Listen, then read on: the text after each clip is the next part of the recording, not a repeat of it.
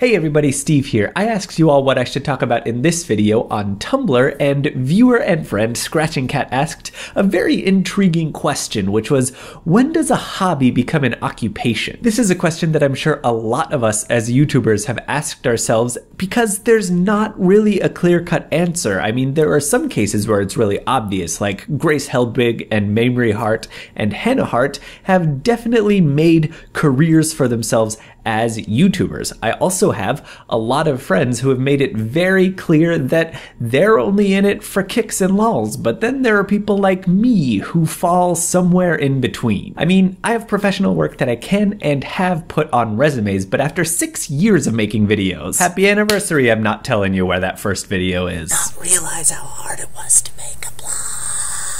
I've barely made enough money to pay off the equipment that I bought. And I think the real problem with the question is its very premise. It only gives two options, either a hobby or an occupation. And there are so many other dimensions that I care about when I'm thinking about the validity of an activity. When I was considering what I wanted to say for this video, I ended up settling on 4 main dimensions, being its entertainment value, its emotional fulfillment, its current financial benefits, and its future development either financially or via the general life experience that it provides. So like, watching TV for me is pretty fun, but it's not very emotionally fulfilling and it's not ever gonna pay any bills. So I just call that a pastime. Reading provides fun and emotional fulfillment, so I'd call that more like a hobby. When I taught in Korea, the position itself was somewhat emotionally fulfilling because I was teaching. I would have been more passionate about it if I were teaching music, but I was teaching nonetheless. It definitely kept me financially stable too, but I kind of reached the top rung of the ladder that was possible for me. So there wasn't really any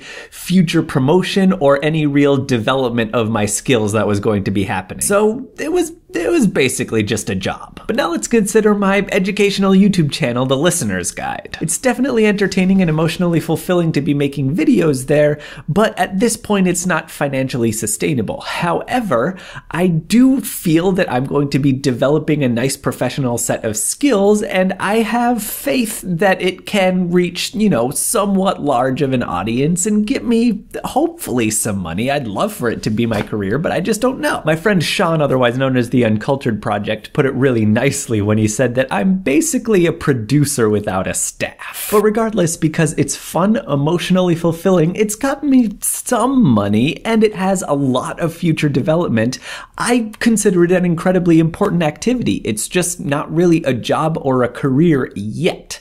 But there's another word that hasn't really been offered: vocation.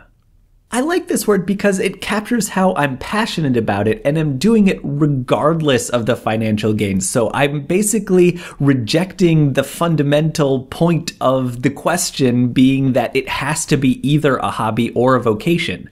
It's a very important activity that's completely separate from its financial gain. I'd love to be paying the bills with it, but there's just no guarantee that that's going to happen. So that's my answer to the question, but obviously I'm not the only voice on this. I would love to hear what you guys have to say, and I feel like there will be a lot of this because YouTube community discussions are always so thorough and interesting, and I love them. So please leave a comment or send me a message on Tumblr, or, you know, contact me somehow. I want to know what you think, and I'll see you all next time. And I'll have you know my camera battery has been blinking at me this whole time, and I made it through the entire recording session without my camera turning off. Yes!